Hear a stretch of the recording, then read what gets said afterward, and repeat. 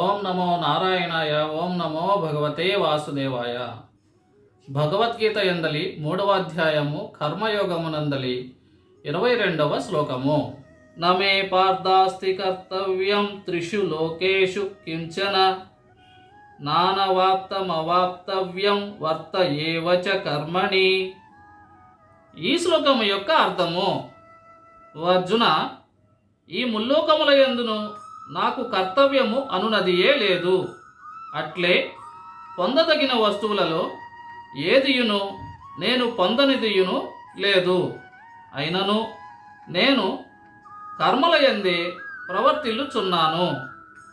ఈ శ్లోకము ద్వారా శ్రీకృష్ణ పరమాత్మ, ఓ అర్జున, ముల్లోకముల యందును నేను చేయవలసినటువంటి కర్తవ్యం అనేది పని అనేది కర్మ అనేది ఏదియును లేదు. ఈ ముల్లోకముల యందును నేను పొందదగినటువంటి వస్తువు ఏదియునూ లేదు.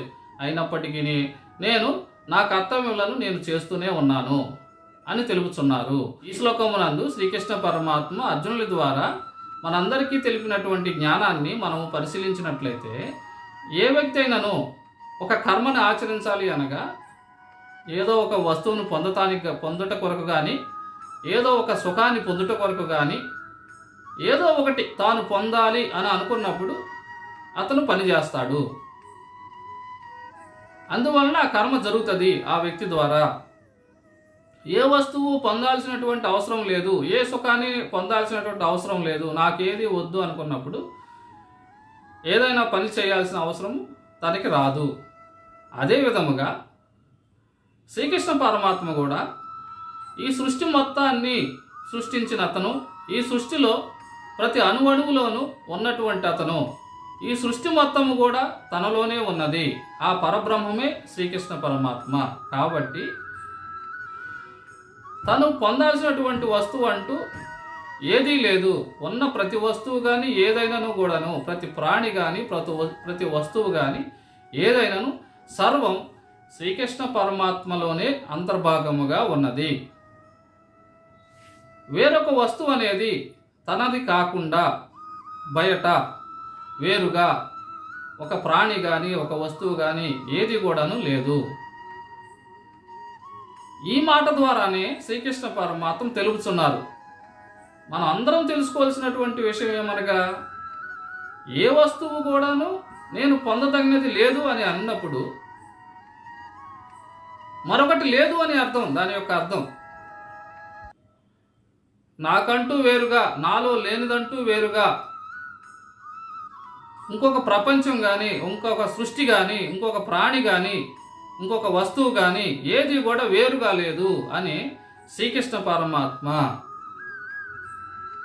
మనకు తెలుపుతున్నారు. మనం ఈ విధంగా అర్థం చేసుకొనవచ్చును. ఎందుకనగా నేను పొందాల్సినటువంటి వస్తువు ఏదీ లేదు ఈ ముల్లోకంలో యందు అని తెలుపుతున్నారు. అనగా వేరొక సృష్టి లేదు. తన సృష్టి గాక వేరొక సృష్టి కానీ, వేరొక ప్రాణి కానీ, వేరొక వస్తువు కానీ లేదని తనే స్వయముగా తెలుపుతున్నారు. అనగా ఈ సృష్టి అంతా కూడాను నేనే, నాలోనే ఈ సృష్టి అంతా కూడా అంతర్భాగముగా ఉన్నది.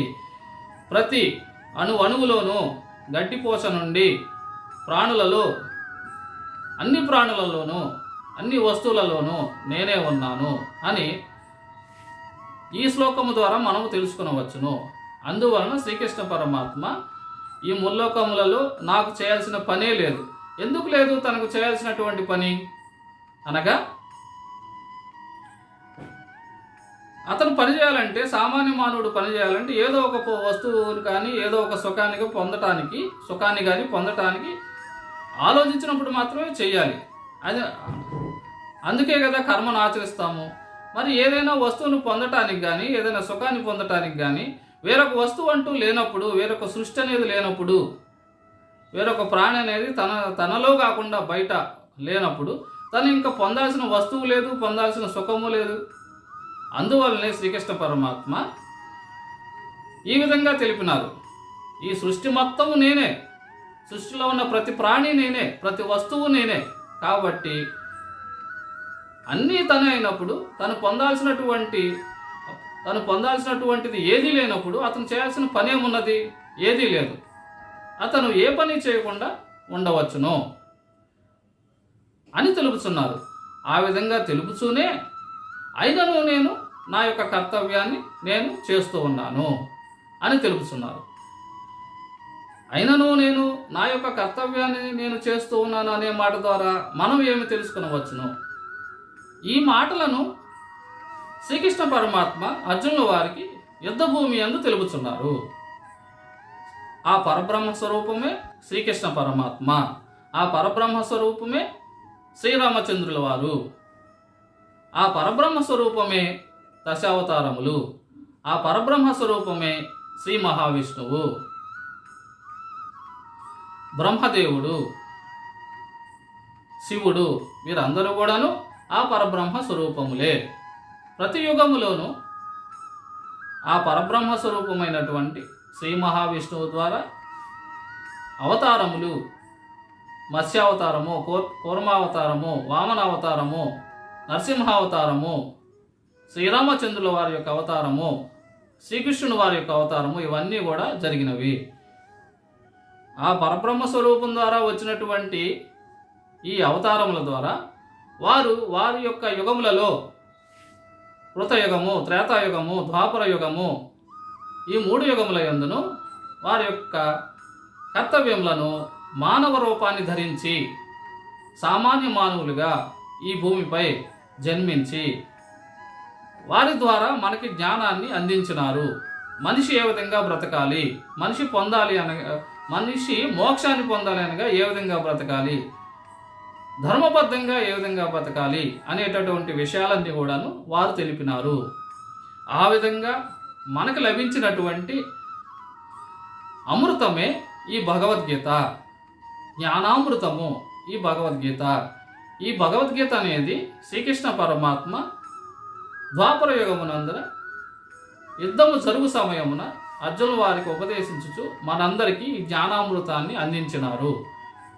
ఈ విధంగా శ్రీకృష్ణ పరమాత్మ ప్రతి యుగములోనూ మానవావతారాన్ని ధరిస్తూ జ్ఞానబోధ చేస్తూనే ఉన్నారు. అనగా వారి యొక్క కర్తవ్యములను వారు చేస్తూనే ఉన్నారు. దాని గురించే శ్రీకృష్ణ పరమాత్మ నేను పొందదగినటువంటి వస్తువు ఏదీ లేనప్పటికీ, ఈ ముల్లోకములలో నాకు ఎటువంటి కర్తవ్యం లేనప్పటికీ నేను కర్మలను చేస్తూనే ఉన్నాను అని తెలుపుతున్నారు. కానీ మరి అతని యొక్క అవతార సమాప్తి కలిగినది కదా. మరి ఇప్పుడు ఏ విధంగా శ్రీకృష్ణ పరమాత్మ వారి యొక్క కర్తవ్యములను చేస్తున్నారు అనేటటువంటి ప్రశ్న మనందరికీ వస్తుంది. ఈ ప్రశ్నను మనం విశ్లేషించుకున్నట్లయితే వారు మానవ రూపాన్ని ధరించి వచ్చి మనకు చెప్పినప్పుడు మాత్రమే ఉన్నారా?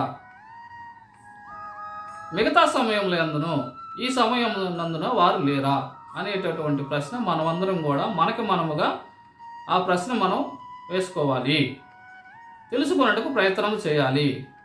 అవతార సమాప్తి కలిగినది కదా, ఇప్పుడు వారు చేసే కర్మలు ఏమి అని మనం ఆలోచించినట్లయితే ఈ సృష్టి మొత్తంలో ఉన్నటువంటి ఆ శ్రీకృష్ణ పరమాత్మే కాలస్వరూపుడుగా ఉన్నాడు, పంచభూతములుగా ఉన్నాడు. ప్రతి ప్రాణి చేసేటటువంటి మంచి చెడు పనులకు కర్మ ఫలితాన్ని అతనే ఇస్తూ ఉన్నాడు.